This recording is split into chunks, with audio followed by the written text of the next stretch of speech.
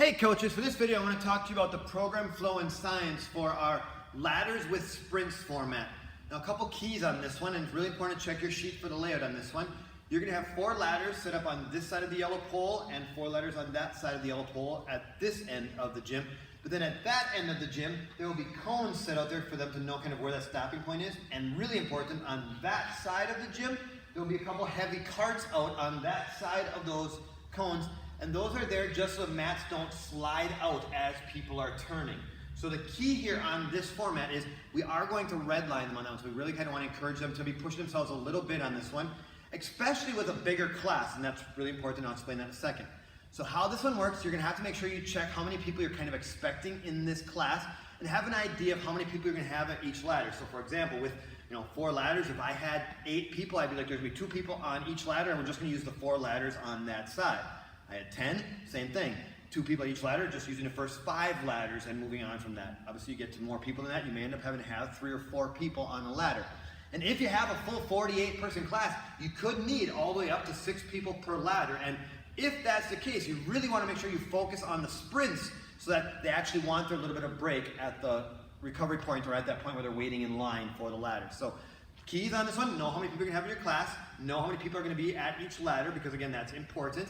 And then we also usually, at this end, we'll pull the last 2 in a little bit, or again, if you know in your class size you're only going to use the first 4, usually we want to take whatever the last ladder we're going to be using, and we maybe pull that forward a little bit.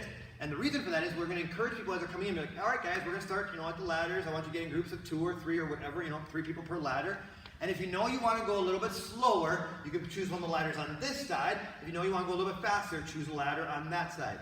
The reason that's so important, we just want to kind of gently throw that out there, is because we want to make sure that everybody's getting the best experience. And if someone's going really fast and maybe someone who's a little more deconditioned in front of them, we want to make sure that 2 things are not happening. 1, the more deconditioned person isn't feeling like they're being run over, and the more conditioned client isn't feeling like they have to keep waiting behind someone. So again, we want to make sure that neither of those are getting frustrated. And just know that as you're coaching, that it's okay if people choose to move ladders, because that may naturally happen as someone notices that, hey, that ladder's moving a little bit slower and I'd be a little more comfortable at that pace. So just some notes for us as we are getting ready to demo and explain how this works. Now how the workout works is they're going to do a ladder drill. So again, there'll be 10 different drills.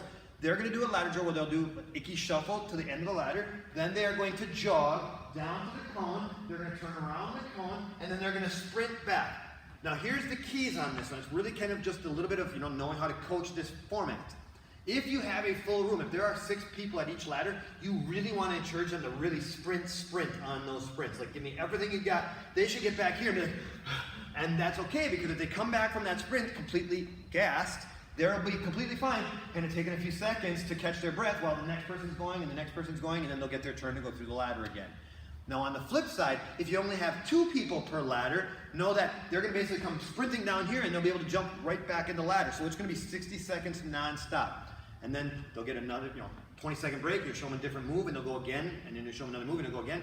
Know that as that builds on, and that nobody's going to actually sprint for 10 straight minutes. So our goal here is we want to encourage them to jog down and then come back just a little faster. It should be a run. It doesn't have to be a full-on sprint. So just some things that we as coaches want to know, because trust me, if they just run down, get through the ladder, run down, get through the ladder, and run down, that 3 or 4 times in that 60 seconds, they're going to be redlined, and that's all we're looking for. We're not trying to push them so hard that, again, people can't catch their breath.